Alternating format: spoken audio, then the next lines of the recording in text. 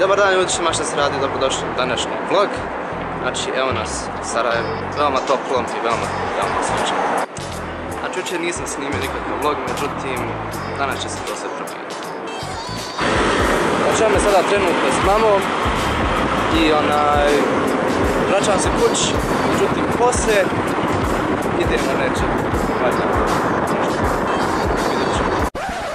Ipak nisam nigdje išao.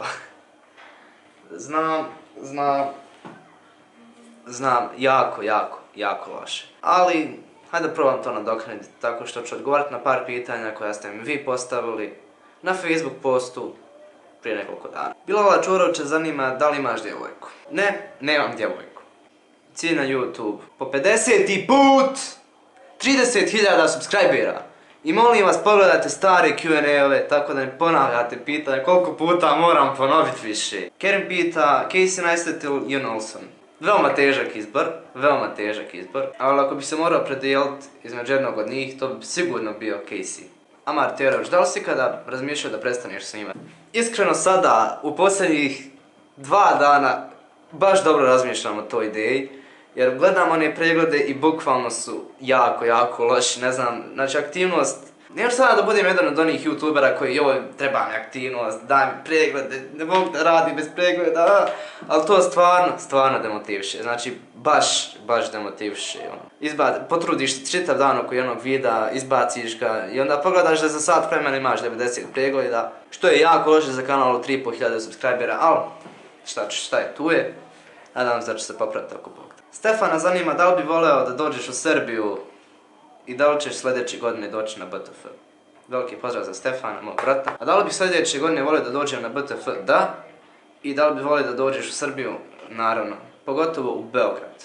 Hamza Jusupović, glavni cilj u životu. Znači, glavni cilj u životu mi je rad ono što volim i živjeti od toga. Jer bukvalno tada si najsretniji i ne možete ništa pokvariti tu sreću. Da li bi volio da si cura? Ne. Iskreno ne. Više razloga, nije što ih sada imenujem. Amar pita, jesam na ravnici ili na brdu?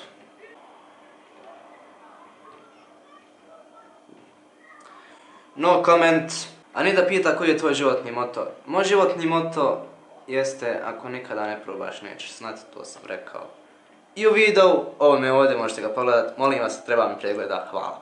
Bilal Husić, koju državu bi volio otići i na koje lokacije? Znači imam veoma puno mjesta na koja bih želio otići. Već sam rekao malo pred za Cape Town, onda sljedeći su London, New York, Mecca, onda bi volio otići dole na Tajland. Island mi je tamo na topu, znači Island i Faroe Islands, to je ono baš u topu. Ali ima baš dosta mjesta, tako da sada bi mogao nabrati do sutra.